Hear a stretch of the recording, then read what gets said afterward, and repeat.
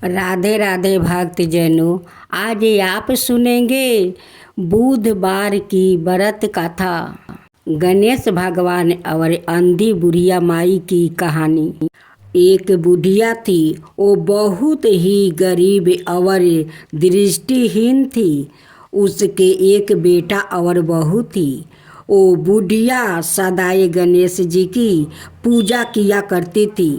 एक दिन गणेश जी प्रकट होकर उसे बुढ़िया से बोले, बुढ़िया माँ, तू जो चाहे सो मांग ले। बुढ़िया बोली, मुझे तो मांगना नहीं आता है, कैसे और क्या मांगूं। तब गणेश जी बोले, अपने बहू बेटे से पूछ कर मांग ले। तब बुढ़िया ने अपने बेटे से कहा, गणेश जी कहते हैं तू कुछ मांग ले, बता मैं क्या मांगूं। पुत्रा ने कहा, माँ तू धन मांग ले।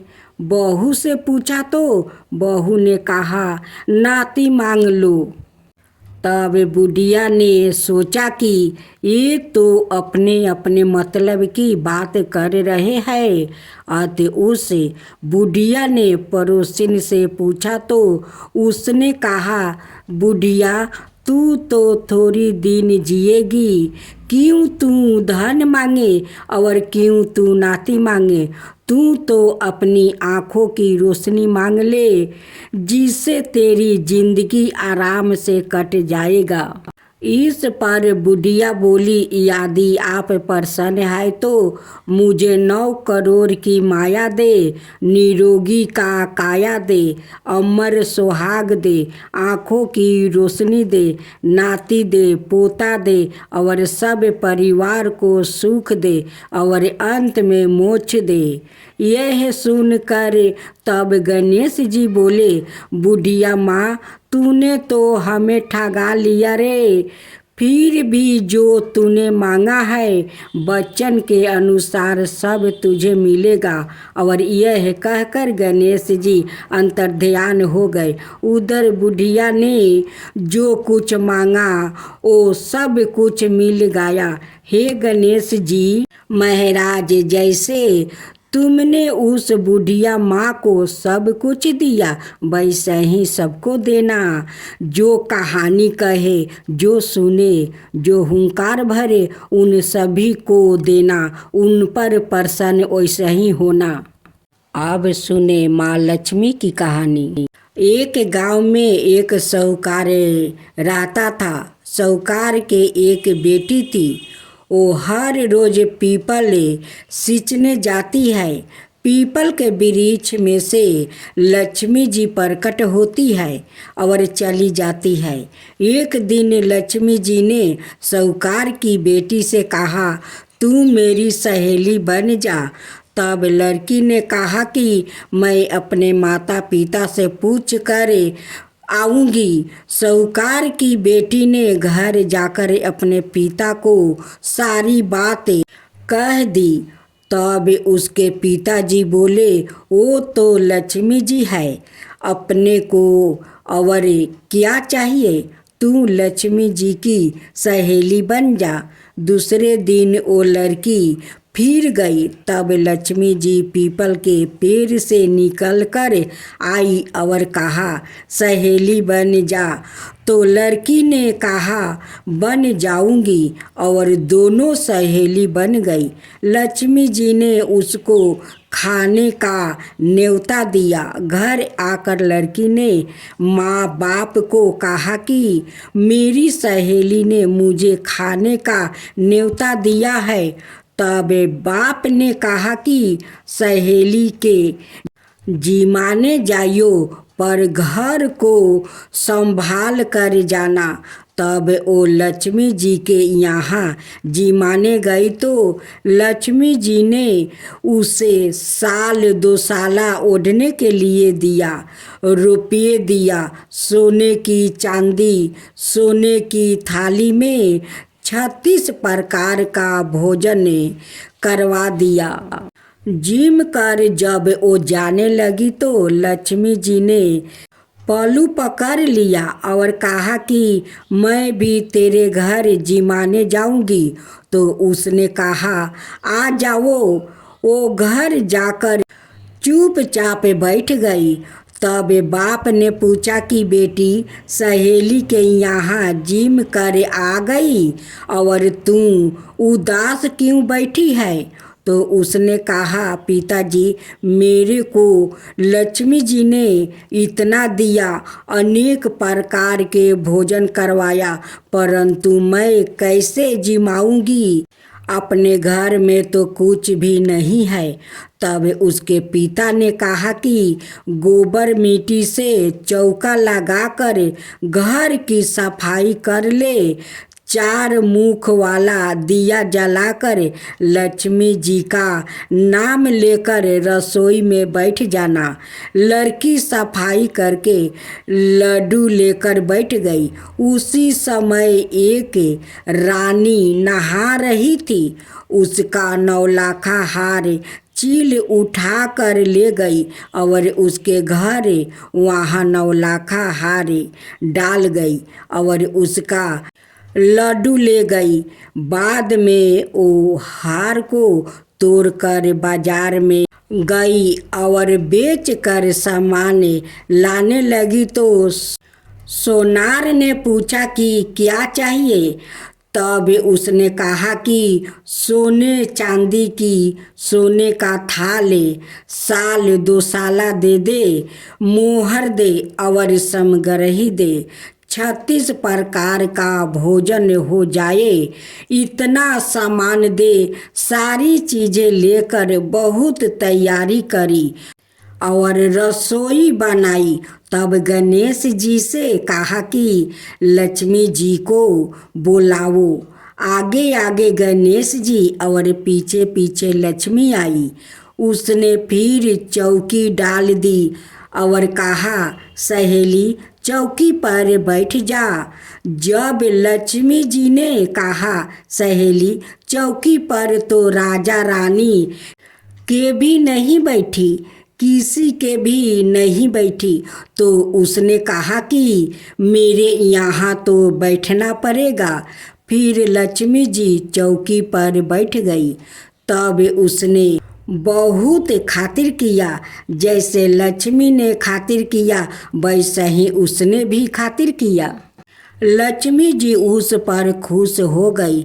घर में खूब रुपया और लक्ष्मी हो गई। साहूकार की बेटी ने कहा मैं अभी आ रही हूँ, तुम यही बैठी रहना। और वो चली गई। लक्ष्मी जी गई नहीं और चौकी पर बैठी रही। उसको बहुत दौलत दी। हे लक्ष्मी जी, जैसा तुमने साहूकार की बेटी को दिया वैसा ही सबको देना। कहते सुनते हुंकार भरते अपने सारे परिवार को दिया। पीहर में देना, ससुराल में देना, बेटे पोते को देना। हे लक्ष्मी माता, सबका कष्ट दूर करना, दरिद्रता दूर करना, सबकी मनोकामना पूर्ण करना। पौराणिक कथा के अनुसार तुलसी एक सुंदर और संपीड़ित महिला थी, जिसका विवाह जलंधर नाम में एक राक्षस राजा से हुआ था। जलंधर भगवान शिव से प्राप्ति में वरदान मांगा था। वरदान के कारण शक्तिशाली था, जिसका अनुसार जब तक उसकी पत्नी का पतिव्रता बरकरार रहेगा तब तक वो अजय रहेगा। भगवान विष्णु ने जलंधर का वेश धारण कर लिया और तुलसी का पतिव्रता भंग कर दिया, जिससे जलंधर की हार हुई। तुलसी का दिल टूट गया और उन्होंने भगवान विष्णु को पत्थर में बदल जाने का श्राप दे दिया। भगवान विष्णु ने तुलसी के शराब को शिकार कर लिया और खुद को शालिग्राम पत्थर में बदल लिया, जिससे हिंदू अनुष्ठानों में भगवान विष्णु को प्रतीक के रूप में इस्तेमाल किया जाता है। भगवान विष्णु को श्राप दे के पश्चाताप से भरी तुलसी ने उनसे क्षमा मांगी और उन्हें भगवान विष्णु के साथ पूजा जाने का वरदान मिला। नित जतन तुलसी का पौधा हिंदू संस्कृति में पवित्रता और भक्ति का पवित्रता प्रतीक माना गया है और पूरे भारत में मंदिरों और घरों में अवसर पाया जाता है। तुलसी का पौधा भगवान विष्णु, भगवान कृष्णा और देवी लक्ष्मी सहित विभिन्न देवी देवताओं से जोड़ा हुआ है और अक्सर उनकी पूजा और भक्ति में प्रसाद के रूप में प्रयोग किया जाता है। तुलसी को अक्सर हिंदू घरों और मंदिरों में इसके औषधियों और आध्यात्मिक गुणों के कारण उगाया जाता है। ऐसा माना जाता है कि तुलसी के पौधा की पत्तियों में उपचारात्मक गुण होते हैं और इनका उपयोग अक्सर आयुर्वेदिक चिकित्सा में विभिन्न बीमारियों को इलाज के लिए किया जाता है। ऐसा माना जाता है कि यह पौधा नकारात्मक ऊर्जा और बुरी आत्माओं को दूर रखता है और इसका उपयोग अक्सर हिंदू अनुष्ठानों और समारोहों में शुद्धिकरण और आध्यात्मिक सफाई के साधन के रूप में किया जाता है। अब सुने धरती माता की कहानी। धरती माता एक ब्राह्मणी थी। वो बहुत धार्मिक महिला थी। सभी ग्रामवासियों उसका बहुत सम्मान करते थे। कोई भी उसकी शरण में आता वो सबकी मदद किया करती थी। मन ही मन भगवान का स्मरण किया करती थी। भगवान की सेवा पूजा और ज़रूरतमंदों की सेवा ही उसका परम धर्म था। एक दिन ब्राह्मणी मर कर भगवान के घर गई। वहाँ जाकर बोली, मुझे बैकुंठ का रास्ता बता दो। स्वर्ग से एक दूत आया और बोला, ब्राह्मणी आपको क्या चाहिए? वो बोली, मुझे बैकुंठ का रास्ता बता दो। आगे आगे दूत और पीछे ब्राह्मणी मंदिर तक गए। ब्राह्मणी बहुत धार्मिक महिला थी। उसने बहुत दान पुण्य कर रखा था। उसे विश्वास था कि उसके लिए बैकुंठ का रास्ता अवश्य खुल जाएगा। ब्राह्मणी ने वहाँ जाकर देखा। वहाँ 12 सा मंदिर, सोने का सिंहासन, हीरे मोती से जड़ित छतरी थी। चित्रगुप्त जी अनाए सभा में बैठे साक्षात इंद्र के सामने शोभा पा रहे थे और अनाए नीति से अपना राज्य संभाल रहे थे। यमराज जी सबको कर्म अनुसार दंड दे रहे थे। ब्राह्मणी ने जाकर प्रणाम किया और बोली, मुझे बैकुंठ जाना है। चित्रगुप्त ने लेखा सुनाया और कहा कि ब्राह्मणी, तुमने सब धर्म किया परंतु धरती माता की कहानी नहीं सुनी, इसलिए तुम्हारे सिर पर धरती माता का कर्ज है। बैकुंठ में कैसे जाओगी? ब्राह्मणी बोली, धरती माता की कहानी के क्या नियम है? चित्रगुप्त जी बोले, कोई 1 साल, कोई 6 महीने, कोई 7 दिन ही सुने, पर धरती माता की कहानी अवश्य सुने। फिर उसका उद्धापन कर दे। धरती माता की कहानी सुनने से जानने अनजाने किए गए पापों कर्मों को धरती माता हर लेती है। स्वर्ग लोक में धर्म को ही स्थान प्राप्ति है। यहाँ पाप के लिए कोई जगह नहीं है। धरती माता की कहानी पीपल के पेड़ के नीचे बैठकर सुननी चाहिए। यह बात सुनकर ब्राह्मणी ने प्रार्थना की कि मुझे 7 दिन वापस पृथ्वी लोक पर जाने दो, मैं कहानी सुनकर वापस आ जाऊंगी। चित्रगुप्त जी ने उसका लेखा जोखा देखकर 7 दिन के लिए पृथ्वी पर भेज दिया। ब्राह्मणी जीवित ही गई। ब्राह्मणी ने अपने परिवार वालों से कहा कि मैं 7 दिन के लिए धरती माता की कहानी सुनने के लिए वापस आई हूँ। इस कथा को सुनने से बड़ा पुण्य मिलता है। उसने पीपल के पेड़ के नीचे बैठकर परिवार के साथ 7 दिन तक धरती माता की कथा सुनी। 7 दिन पूरे होने पर वापस धर्मराज जी का बुलावा आया और ब्राह्मणी को वैकुंठ में श्री हरि के चरणों में स्थान प्राप्ति हुआ।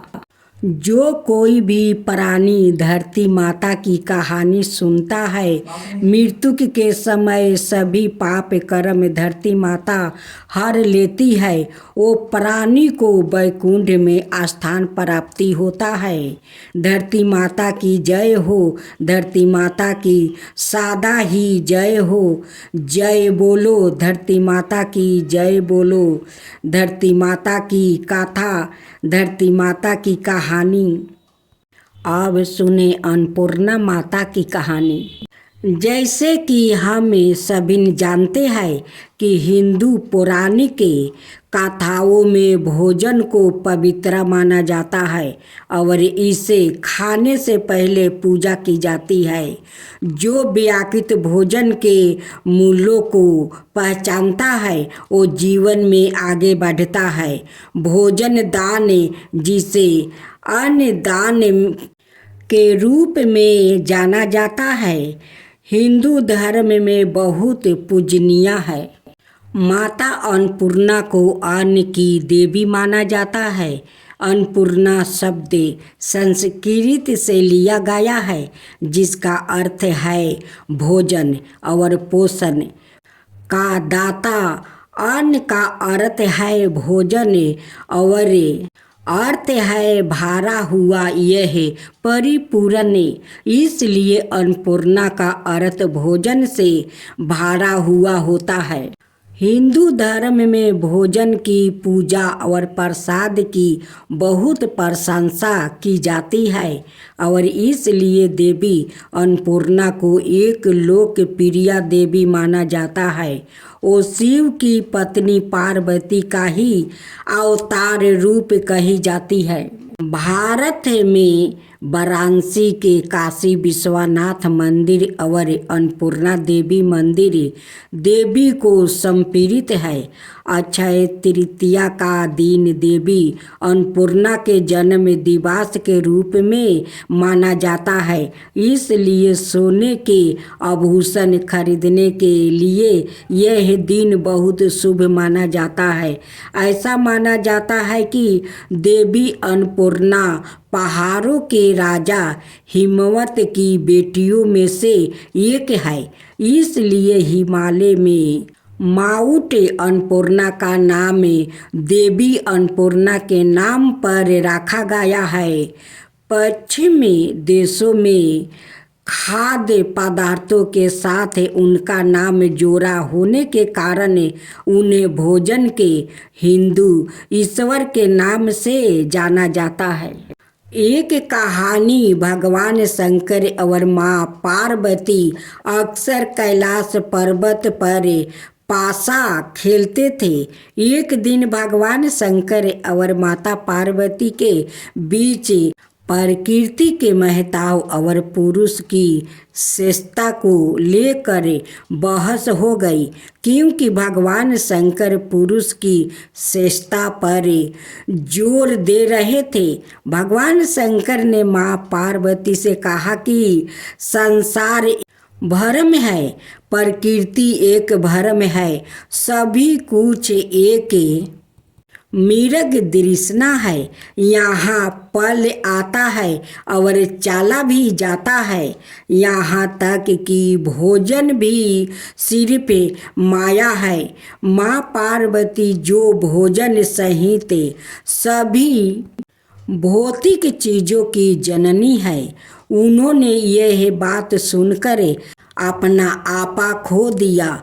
तभी माँ पार्वती बोली, अगर मैं सिर्फ एक भ्रम हूँ तो देखते हैं आप और बाकी दुनिया मेरे बिना कैसे रहते हैं। ऐसा कहकर वो दुनिया से गायब हो गई। उनके लापता होने से ब्रह्मांड में हाहाकार मच गया, समय स्थिर हो गया, ऋतु परिवर्तन रुक सा गया, धरती बंजर हो गया और भयानक सूखा पड़ने लगा। आकाश, पाताल और धरती तीनों लोकों में मिलने वाला भोजन उपलब्ध नहीं था। देवता, दानव और मनुष्य भूख से तड़प रहे थे। दुनिया भोजन से पीड़ित हो गई और वहाँ अकाल पड़ गया। जब भगवान शंकर के अनुयायी भोजन के लिए उनसे भीख मांगने लगे तो भगवान शंकर ने अनुयायियों के लिए घर घर जाकर भोजन की भीख मांगी, लेकिन किसी के पास कुछ भी देने के लिए नहीं था। भगवान विष्णु ने भगवान शंकर से कहा, मैंने सुना है काशी में एक महिला ने लोगों के लिए भोजन दान करना शुरू किया है। भोजन की भीख मांगने के लिए भगवान शंकर काशी गया, लेकिन जब उन्हें पता चला कि रसोई को चलाने वाला कोई और नहीं बल्कि उनकी पत्नी पार्वती ही थी, वो बैरागनी और बुरे रंग के वस्तु पहने और आभूषणों से सजी हुई थी और वो एक सिंहासन पर बैठी हुई थी और एक एक करके भूखे देवताओं और पृथ्वी के भूखे निवासियों को भोजन परोस रही थी। उन्होंने अपने पुत्रा कार्तिकेय और गणेश को भी भोजन करवाया। माँ पार्वती का यह सुंदर रूप कोई और नहीं बल्कि देवी अन्नपूर्णा देवी थी, जो पूर्ण और संपूर्ण है। अन्नपूर्णा ने शिव को भिक्षा के रूप में भोजन करवाया और देवी ने प्रसन्न होकर कहा कि मैं अन्नपूर्णा के रूप में काशी में निवास करूंगी। दूसरा कहानी एक और किंवदंती है, जो कहती है कि एक बार त्रिमूर्ति के बीच में बहस हो गई कि उनमें से कौन महान है, क्योंकि सभी अपनी अपनी उपलब्धियों बता रहे थे। जब महादेवी ने उनकी बहस सुनी तो उन्होंने उनको सबक सिखाने की सोची और अदृश्य हो गई, जिसके फल स्वरूप अकाल पड़ गया, जिसके कारण सभी भूख के कारण कमजोर पड़ने लगे। तब सभी ने भोजन के लिए त्रिमूर्ति से विनती की। तब भगवान विष्णु ने भगवान शंकर से कहा, आपने सही कहा, था। देवी के अदृश्य होने के साथ ही ब्रह्मांड कमजोर होने लगा। मैंने काशी में एक देवी के बारे में सुना है जिसने लोगों के खाने के लिए भोजन बांटना शुरू किया है।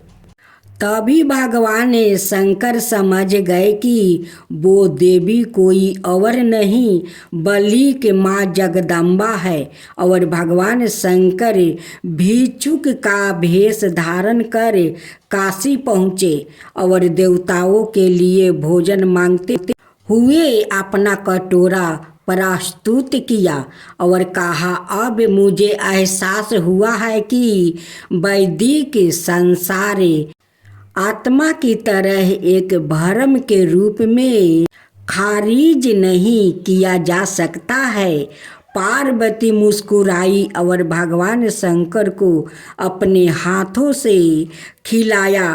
तब से पार्वती को अन्नपूर्णा देवी, भोजन की देवी के रूप में पूजा जाता है। देवी खुशी हुई क्योंकि अब देवता सबके सीख चुके थे और खुश होकर देवी ने कहा, मैं अन्नपूर्णा के रूप में काशी में रहूंगी। धार्मिक ग्रंथों में अन्नपूर्णा की प्रतिमा का वर्णन एक युवा देवी के रूप में किया गया है जिसमें 3 आँखें, 4 हाथें, चेहरे पर लाल रंग है। नीचे वाले बाएं हाथ में स्वादिष्ट दलिया से भरा एक बर्तन पकड़े हुए खिलाया गया है और विभिन्न प्रकार के गहने से सुसज्जित है।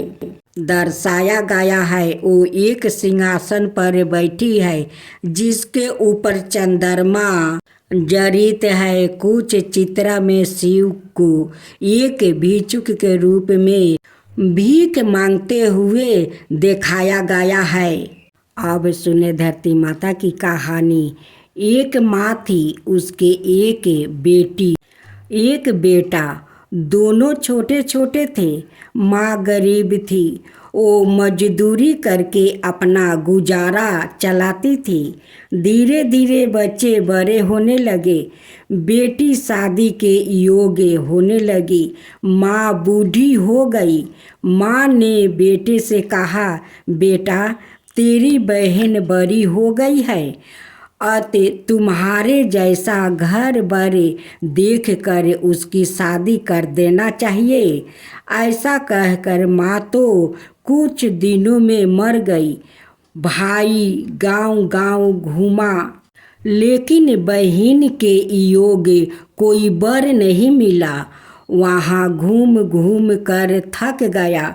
बैठे बैठे उसने सोचा कि मैं ही इससे शादी कर लूँ। ऐसा सोचकर वो चुनरी और सामान लाया। बहन ने कहा, यह सब सामान क्यों लाया है? भाई बोला, तेरी शादी है। मोहल्लों वालों ने बहन से कहा कि तुम्हारा भाई ही तुमसे शादी कर रहा है। बहन ने भाई से पूछा, मेरी शादी किससे कर रहे हो? भाई कुछ नहीं बोला तो बहन समझ गई। उसने एक लोटा लिया और चुनरी ली। चप्पल पहन कर जंगल में रवाना हुई। गाय के ग्वालों ने पूछा, वन में क्यों जा रही हो?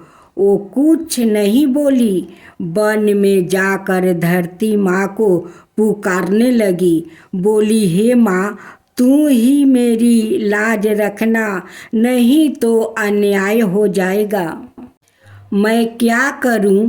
मुझे अपनी गोद में ले लो, नहीं तो यहाँ पर मर जाऊंगी। धरती माँ फटी तो बहन ने एक तरफ लोटा, चुनरी, चप्पल रख दिया और वो धरती में जाने लगी। इतने में दौड़ता हुआ भाई वन में आया और ग्वाला से पूछा कि उसकी बहन किस तरफ गई है। ग्वालों ने कहा, तेरी बहन उधर गई है। वो बहन बहन पुकारता हुआ दौड़ा तो बहन धरती माँ के अंदर समा रही थी। थोड़ा बाल बाहर देख रहा था। उसने बहन के बाल मुट्ठी में पकड़े और रोने लगा। बहन, तू सत्य के लिए धरती माँ की गोद में समा गई। मेरी बुद्धि भ्रष्ट हो गई थी। माँ का वचन निभाने के लिए मेरे जैसा कोई वर नहीं मिला, इसलिए ऐसा विचार आया। पर धरती माँ ने सत्य के लिए बेटी को अपने गोद में संभाल लिया। जो बाल बाहर थे वो दूबा हो गई। इसलिए औरत कहानी सुनती है और लोटा, चप्पल, चुनरी एक बर्तन में हरे मूंग, एक लड्डू कुंवारी कन्या को देगी। उसको धरती माता सुखी रखेगी।